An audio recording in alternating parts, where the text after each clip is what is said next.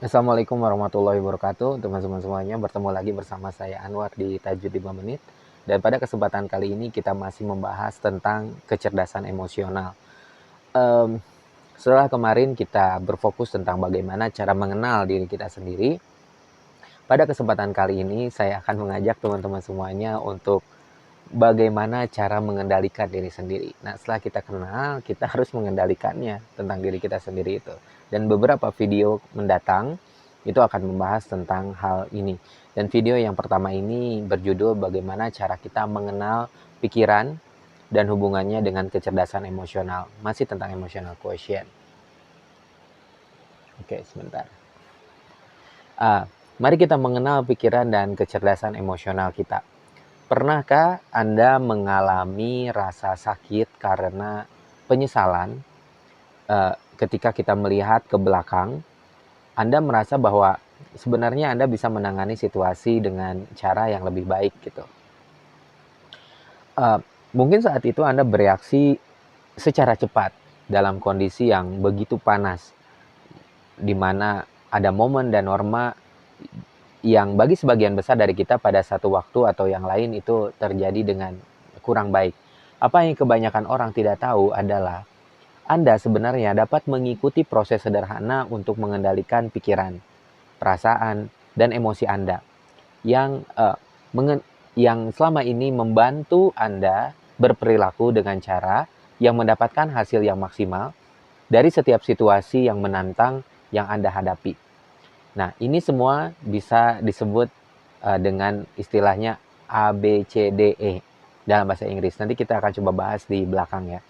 Model ini diambil dari pelatihan perilaku kognitif seseorang.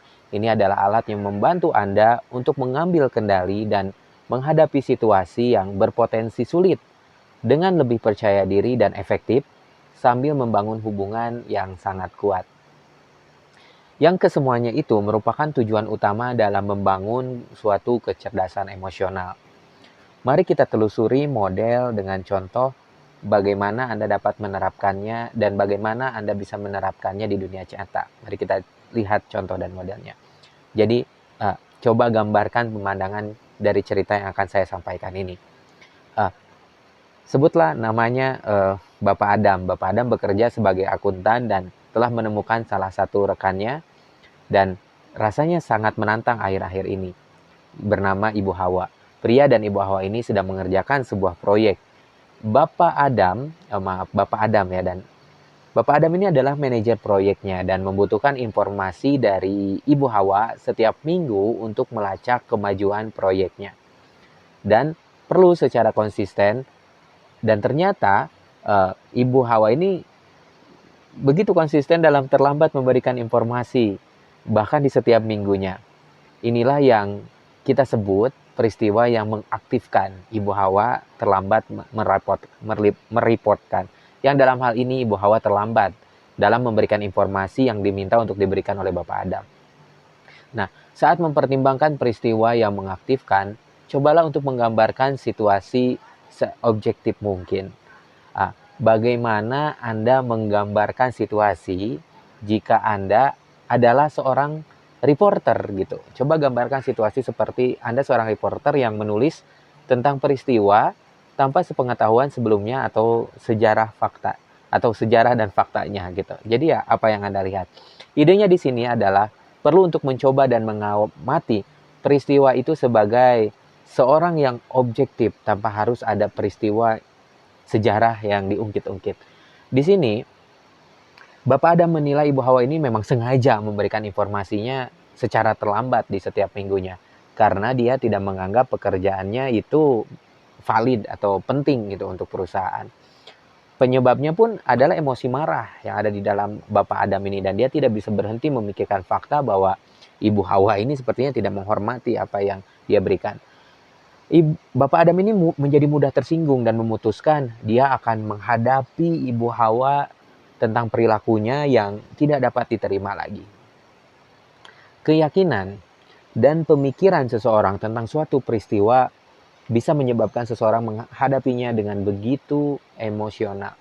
Dalam hal ini Bapak Adam merasa marah dan menganggap Ibu Hawa ini tidak menghormatinya.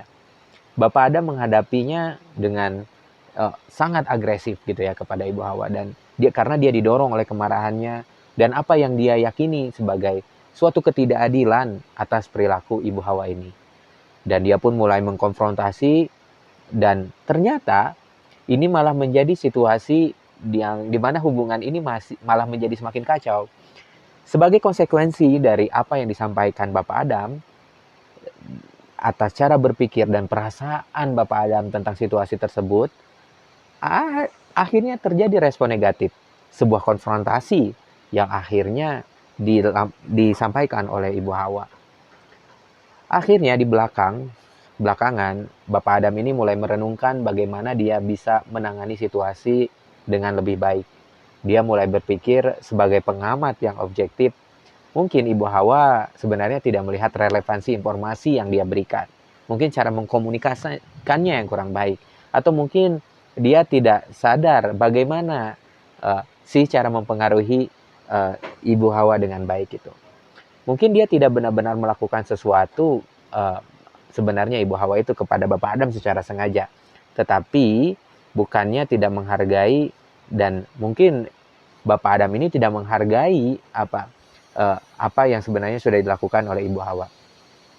Jadi yang dilakukan oleh Bapak Adam ini yang disebut dengan mendisrupsi pemikirannya. Mendisrupsi pemikiran artinya adalah mengganti keyakinan dan perasaan tentang suatu kondisi dengan sesuatu yang lebih berguna dan akan membantu seseorang mencapai hasil yang lebih baik.